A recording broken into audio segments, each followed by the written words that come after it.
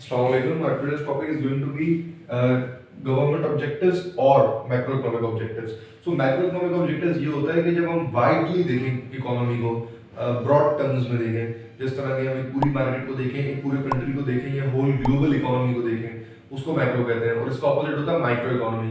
जब हम प्राइसेस को देख रहे हो, जब हम इंडिविजुअल डिमांड को देख रहे हो, that is micro. And when we are looking at things broadly, that is macro. Okay, so macro economic objectives के अंदर inflation, unemployment, exchange rate, redistribution of income and wealth, ये टॉपिक्स आ जाते हैं। ठीक है, inflation is the persistent increase in the general level of prices over a period of time. आप इसको पढ़ सकते हैं। तो इसका मतलब ये है कि प्राइसेस जो कीमतें हैं उनके अंदर आहिस्ता आहिस्ता इजाफा आता जाएगा। ठीक है, अब कीमतें जो बढ़ रही हैं, एक तो ये चीज हो गई, और किस स्पीड से बढ़ रही हैं और किस टाइम तक बढ़ रही हैं, ये तीन चीजें। कि किस परसेंटेज से बढ़ रही है, यानी कि 2% है, 3% है, पर ईयर के हिसाब से बढ़ रही है, पर मंथ के हिसाब से 2-3% है। तो mostly it should be calculated over the year and it should be 2-3%. That is the most desirable. And a more lower percentage than even to 2%, lower than 2%, that is also bad for our economy, because that just end up the demand of people. So second topic is, मैं इसकी आपकी मजीद videos डाल रहा हूँ inflation के ऊपर, आप देख सकते हैं इंशाल्लाह, जल्दी डाल रहा हूँ। अनएम्प्लॉयमेंट बेसिकली है कि जब people are willing and are capable of working but they do not find job, so that is a big problem because people are willing and capable ना। अच्छा, इसकी कई वजूहत भी होती हैं, लेकिन जिस तरह कई लोगों को अनएम्प्लॉयमेंट बेनिफिट्स मिल रही होती हैं, वो जॉब करके भी उतना पैसा नहीं कमा सकते जितना अनएम्प्लॉयमेंट बेनिफिट से मिल रहा है। कई लोगों की स्किल्स रॉटन हो चुकी होती हैं, उनको हल्का सा पॉलिश कर दें तो वो काम कर सकते हैं। तो इस तरीके के प्रॉब्लम्स होते हैं अनएम्प्लॉयमेंट के अंदर। और अनएम्प्लॉयमेंट की टाइप्स होती है डिफरेंट, इस पर भी मैं एक वीडियो डाल दूंगा, आप देख लीजिएगा इन्फ्लेशन के बाद इंशाल्लाह। एक्सचेंज रेट ये होता है the value of one currency in terms of another currency. ठीक है, अब एक्सचेंज रेट कंट्री चाहेगा, वो ये भी नहीं चाहेगा कि उसकी करेंसी की वैल्यू बहुत ज्यादा हो जाए, क्योंकि अगर उसकी करेंसी की दूसरी वैल्यू उसकी करेंसी के मुकाबले में बहुत ज्यादा वैल्यू हो गई तो बाकी करेंसी हमारी करेंसी खरीद ही नहीं पाएंगे बाकी कंट्रीज, और हमारे करेंसी खरीद नहीं पाएंगे तो हमारे गुड्स भी नहीं खरीद पाएंगे।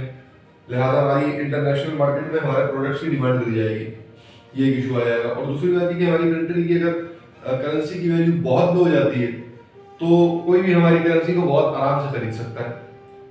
और इसमें भी एक तो ये प्रॉब्लम आ जाएगा कि हमें दूसरी करेंसी खरीदते वक्त अलाप पड़ जाएगा और हमारे लिए इंपोर्ट करना बहुत मुश्किल हो जाएगा, चाहे हम रॉ मटेरियल कर रहे हो, फिनिश गुड्स कर रहे हो। एंड सेकेंडली अल्हम्दुलिल्लाह दूसरी कंट्रीज भी हमसे खरीदने के लिए बहुत आसानी हो जाएगी। ये एक तरह से हमारे लिए बेनिफिट भी हो सकता है अगर हमारी प्रोडक्शन बहुत ज्यादा है तो, लेकिन अगर प्रोडक्शन ही बहुत कम है और ऊपर से बहुत चीप प्राइस लोग देखकर आराम से खरीद सकते हैं क्योंकि आपकी करेंसी की वैल्यू ही बहुत कम है, तो that will be a problem. The fourth is, इस पर मैं सब पर इन पर बारी बारी वीडियोस बना के डाल दूंगा इंशाल्लाह, रीडिस्ट्रीब्यूटिंग इनकम एंड वेल्थ। अब इनकम एंड वेल्थ जब लोग एक सोसाइटी के अंदर होते हैं तो डिफरेंट किस्म के होते हैं। एक घोड़े की तरह तेज दौड़ने वाला, काम करने वाला, मेहनती, ठीक है। एक ऐसा जो होता है जो सुस्त होता है, ठीक है, वो एक होता है जो छुपा रहेगा, अपने काम से काम रखेगा। तो जो लोग काम ज्यादा कर रहे हैं, मेहनत कर रहे हैं, वो लोग कमाएंगे भी ज्यादा ऑफ कोर्स। तो एक दफा जब इनकम की डिस्ट्रीब्यूशन हो चुकी होती है, कुछ लोग ज्यादा कमा रहे होते हैं, कुछ कम कमा रहे होते हैं, तो उस सब के बाद में एक रीडिस्ट्रीब्यूशन करने का प्रोसेस चलता है गवर्नमेंट की तरफ से। अब इसके डिफरेंट वेज होते हैं। तो इस तरह गवर्नमेंट टैक्सेस लगा सकती है रीडिस्ट्रीब्यूशन करने के लिए, और एक्सपेंडिचर्स को अपने इस्तेमाल कर सकती है। जिस तरह अपने एक्सपेंडिचर्स में से पेंशन लोगों की बढ़ा दी, अनएम्प्लॉयमेंट बेनिफिट्स बढ़ा दिए, ठीक है, और इंफ्रास्ट्रक्चर में पैसा लगाना बढ़ा दिया।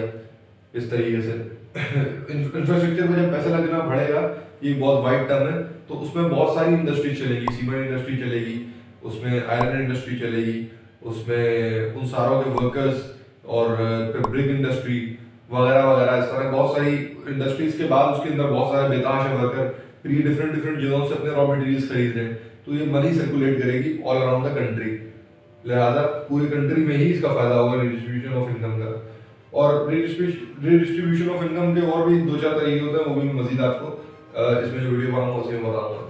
आई hope you enjoyed the video बड़ी, and subscribe the channel, like the video, give a comment. What else, buddy? Share it. Yeah, share it. And what else? I don't know what else. So, it's okay.